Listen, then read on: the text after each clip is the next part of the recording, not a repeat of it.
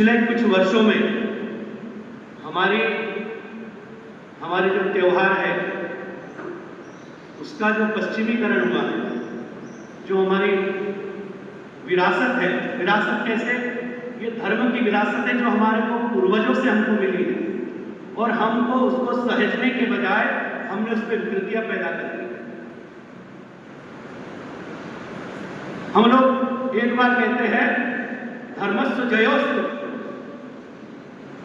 धर्म की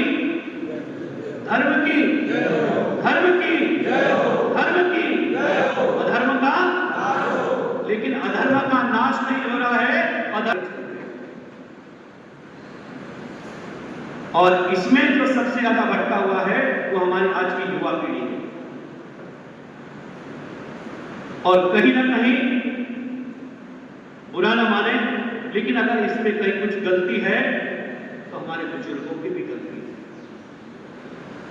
हमारे संगठनों की गलती है, हमारे जैसे कुछ संतों की भी गलती है कि जहां पहली बार ऐसी विकृति आई थी वहीं पर अगर जोर देकर के इसको रोक दिया जाता तो ये विकृति हमारे धर्म में नहीं होती। आज नवरात्र जी, गणेश उत्सव हमारे संपूर्ण भारतवर्ष में बड़े धूमधाम से मनाया जाता है। अन्य जगह की बात छोड़े तो सिर्फ ब्रह्मपुर की बात की जाए तो ब्रह्मपुर में हर वर्ष जो होता है सो तो हुआ, लेकिन इस वर्ष क्या हुआ ये हम सभी ने अपनी आंखों से देखा। क्या ये हमारी परंपरा है? क्या ये हमारा धर्म है? क्या ये हमारी संस्कृति है? ये हमारी संस्कृति नहीं है। हमारी संस्कृति नवरात्र कैसे मनाना, 9 दिन 9 भक्ति, 9 दिन 9 रात्रि तक भक्ति करना, वो 9 चेतना 9 रस हमारे शरीर में विद्यमान होता है और वो साल भर चेतना के रूप में हमारे शरीर में रहता है, जो साल भर आपको ऊर्जा देता है। यह नवरात्र की भक्ति है। लेकिन उसका विकृतिकरण इतना हो गया है कि रात रात भर डांडियों का रास होता है। पहले डांडिया की थाप चलती थी, अब फिल्मों की गाने चलते हैं। फिल्मों के गानों में रात रात भर डांडिया उत्सव किया जाता है।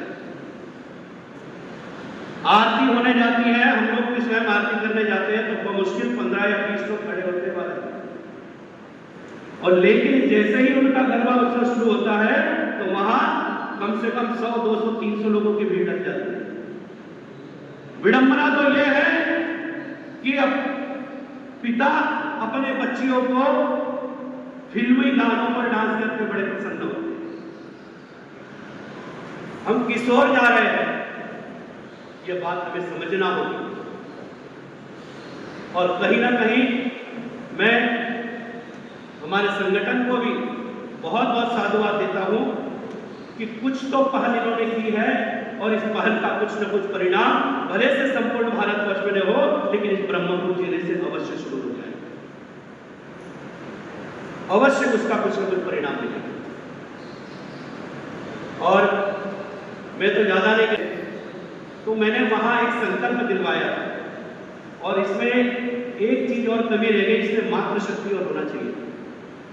अगर मातृशक्ति रहती तो उनके लिए हम क्या कर सकते थे, तो मैं छोटे से माध्यम से बताऊंगा। तो उस कथा में मैंने एक संकल्प, जितनी महिलाएं उस कथा में थी उनको दिलाया था। उन माताओं से मैंने कहा कि आपको एक संकल्प करना है, और संकल्प यह है कि आपके पास यदि नवरात्रि का और गणपति का चंदा मांगने कोई आता है, सहयोग मांगने कोई आता है, तो माता आपसे एक निवेदन है, यह संकल्प आज मेरी कथा की दक्षिणा के रूप में मुझे दे दो कि आप कहना कि अगर आपके पांडाल में फिल्मी गीत बजेंगे तो हम आपको 1 रुपये देंगे, 1 रुपये का सहयोग नहीं करेंगे। और यदि आप माता के भक्ति और भजनों को बजाते हो तो हम अगर 1 रुपया देते तो आपको 10 रुपये देंगे। ये हमारा इतना संकल्प आपको नहीं देते। तो आज भी इस गांव से फोन आता है और भक्ति गीतों के,